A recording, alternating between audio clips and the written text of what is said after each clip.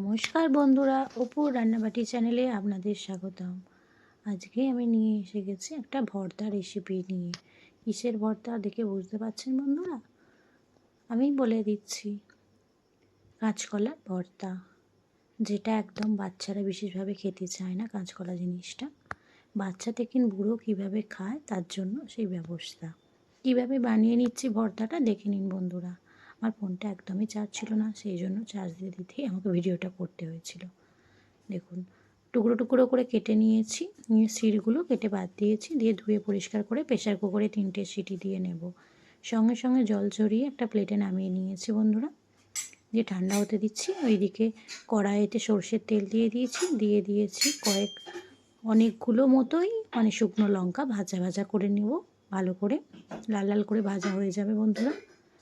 এবার দেখুন, যেভাবে আমি ভাজছি, ভেজে সম্পূর্ণটা তুলে রাখবো। দেখুন, এবার ওই তেলেতেই আমি দিয়ে দেব কালো জিরে ফোড়ন দিয়ে দেব। তার সঙ্গে কয়েকটা লঙ্কা আরও দিয়ে দেব। দিয়ে এবার রসুন 12-13-14খানা মতো রসুনের কোয়া আমি ওর সঙ্গে ভালো করে ভেজে নেব, যতক্ষণ না লাল লাল হচ্ছে ভেজে নেব।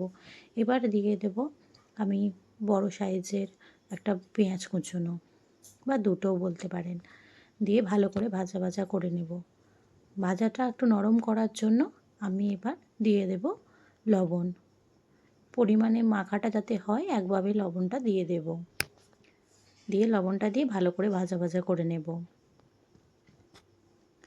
বন্ধুরা, এই ভর্তা একবার খেয়ে দেখবেন এরকমভাবে বানিয়ে, এত টেস্ট হয় বন্ধুরা কী বলবো। আমি এবার কয়েক টুকরো কাঁচা লঙ্কাও দিয়ে দিলাম ধনে পাতা। পেঁয়াজ ভাজা ভাজা হয়ে গিয়েছিলো, দিয়ে ভালো করে নাড়াচাড়া করে তুলে নেব। এক থালা ভাত নিমেষেই শেষ হয়ে যাবে। যে খেতে ভালোবাসে না সেও একবার খেয়ে বলবে আহা কী স্বাদ। দেখুন, এবার এক সাইডে আমি লঙ্কাগুলো ভালো করে একটু লবণ ছড়িয়ে মেখে নেব, দোলে দোলে মেখে নেব। দেখুন, যেভাবে আমি মেখে নিচ্ছি, যাতে লঙ্কাটা সুন্দরভাবে মাখা হয়ে যায়। এবার আমি কাঁচকলাগুলো খোলা সমেতই সিদ্ধ করা হয়েছিল, সেই খোলা সমেতই আমি ভালো করে দোলে দোলে মেখে নেব।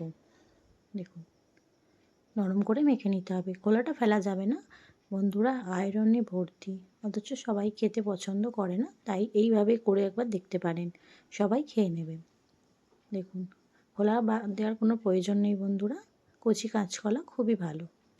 দিয়ে ভালো করে মাখা হয়ে গেছে। এবার আমি পেঁয়াজ, রসুন আর শুকনো লঙ্কার যে মিশ্রণটা বানিয়েছিলাম, সেইটা ভালো করে হাতের সাহায্যে দোলে দোলে মিক্স করে নেব। দেখুন বন্ধুরা, এত সুন্দর মাখাটা হয়েছিল আপনাদের কী বলবো। নিমেষে এক থালা ভাত উঠে গিয়েছিল। বন্ধুরা, আমার ভিডিও যদি আপনাদের ভালো লেগে থাকে, লাইক কমেন্ট শেয়ার করবেন। ফেসবুক থেকে দেখলে ফলো করবেন, ইউটিউব থেকে দেখলে সাবস্ক্রাইব করবেন। দেখুন, রেডি হয়ে গেছে আমাদের আজকে কাঁচকলার ভর্তা। কেমন হয়েছে অবশ্যই জানাবেন। ভালো থাকবেন, সুস্থ থাকবেন। দেখা হবে অন্য কোনো রেসিপিতে। নমস্কার।